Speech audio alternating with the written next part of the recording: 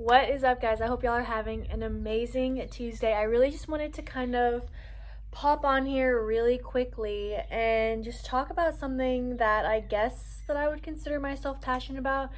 Um, and this is really like for all you mamas out there, mamas to be, like if you're expecting, adopting, anything like that, and you have young kids, like less than a year old, I would say.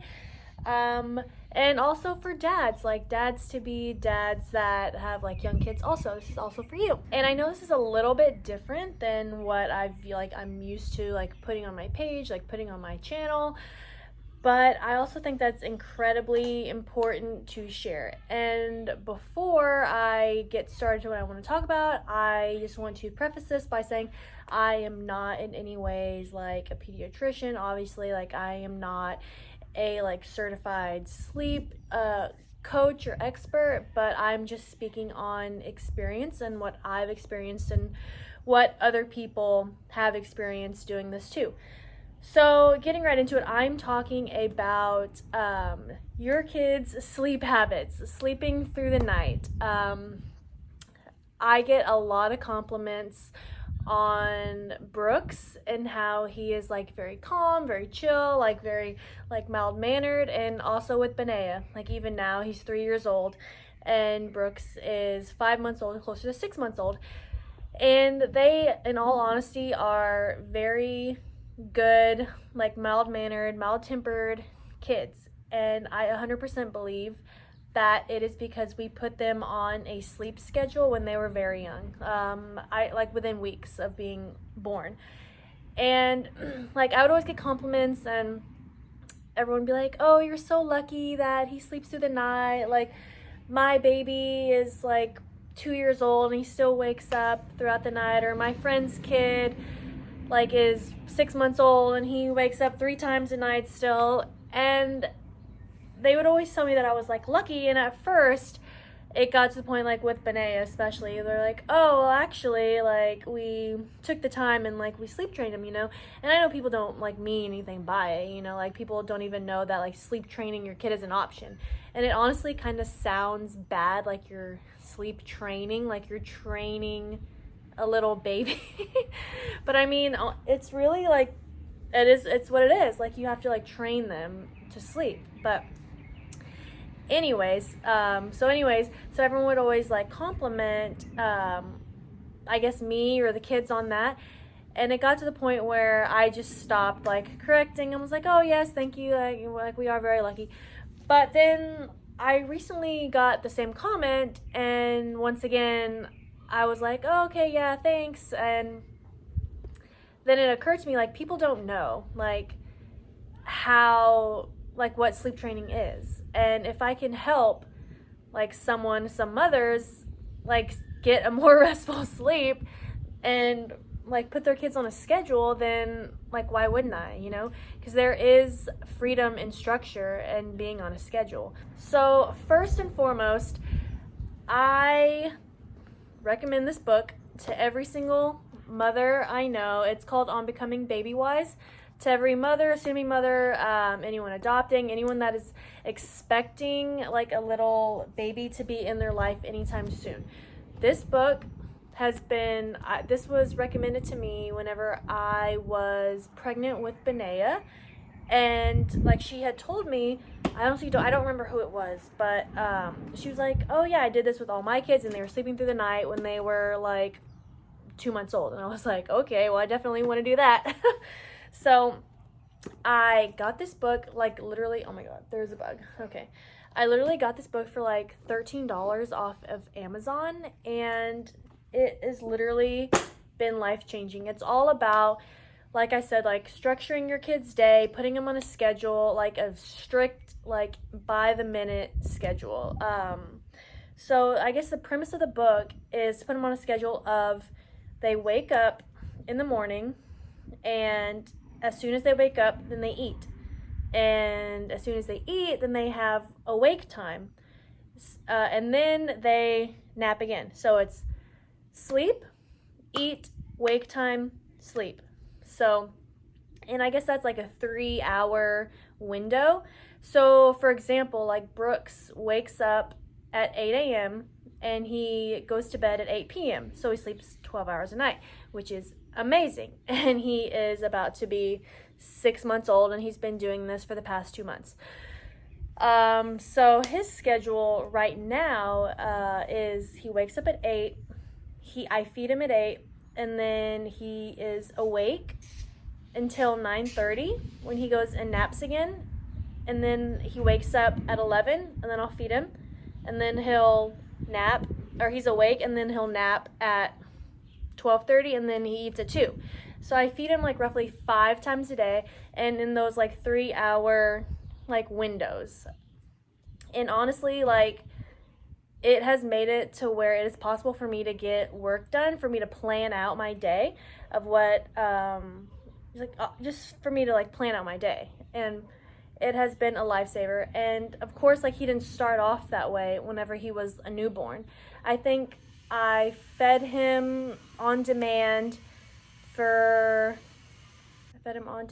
probably the first 3 to 4 weeks. And babies, they automatically tend to fall into a 3-hour like cycle of windows themselves. So it kind of just continues to play upon it. Oh, I'm getting a delivery. Okay. All right. I just got our air fryer delivered. And he literally put it right next to my setup. So that's what I'm looking at right now. But anyways, I literally forgot what I was saying. So, he obviously did not have that his whole life. I mean, like I said, I was feeding him on demand for the first 4 weeks of his life.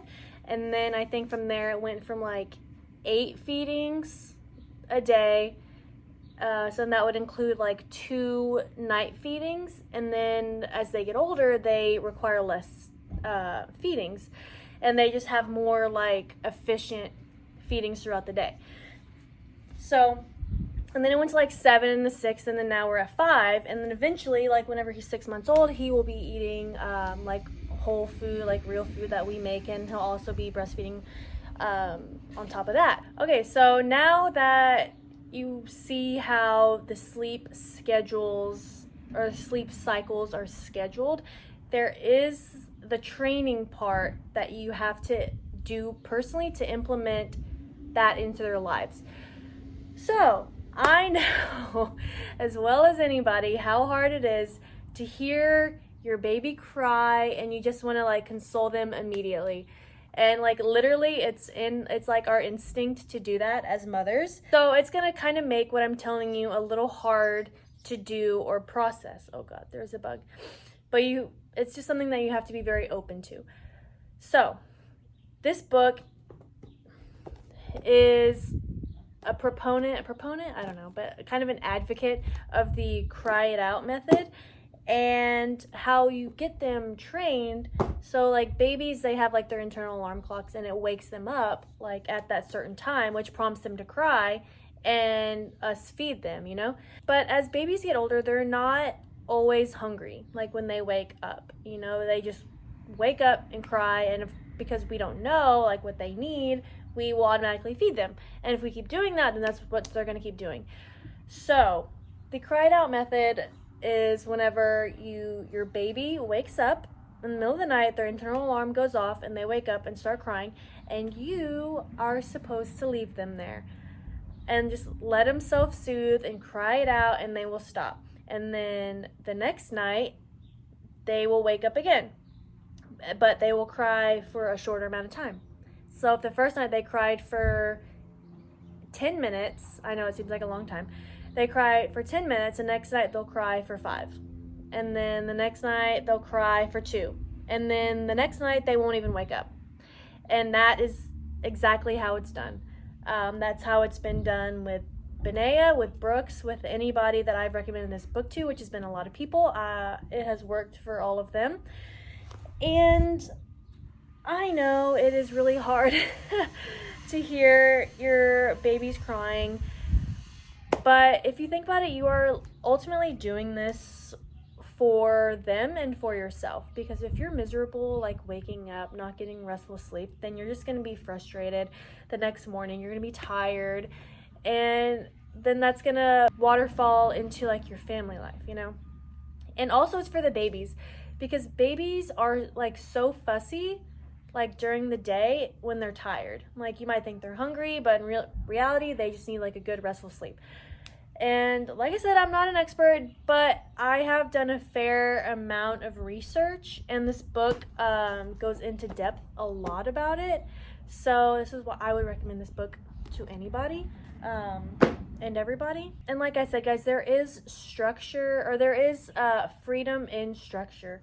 So if you're just like waiting and like having to like be home and stuff because you don't know when they're gonna nap, or you don't know like when they're gonna eat next, or when they're gonna cry and throw a tantrum, then you can't get anything done really, and that affects your life personally, and it affects like your business, if like you're starting a business, your relationship with your spouse. Like it could like put tension on your relationship with your spouse, which is obviously never a good thing. Nobody ever wants that. And on top of that, you have like really happy, restful kids that are like fun to be around. They're not like fussing all the time, and they're not like, you know, just like throwing tantrums. Like we all know those kids that are just kind of a nightmare to be around.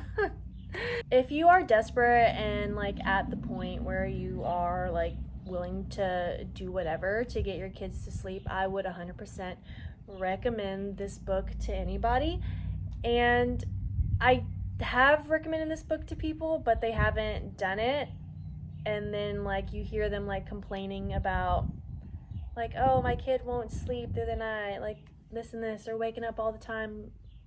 And I mean, I don't feel, it's kind of harsh, but I really don't feel like sorry for them, because I mean, I gave you this, like I gave you the answer to your problems, but if you're not willing to try it, then you just have to accept that you're gonna be waking up in the middle of the night, like being tired, always feeding your kids, you know, and that they probably will be like fussy throughout the day. And I am not coming on here to mom shame anybody at all. Like never, that's like never my intention to do.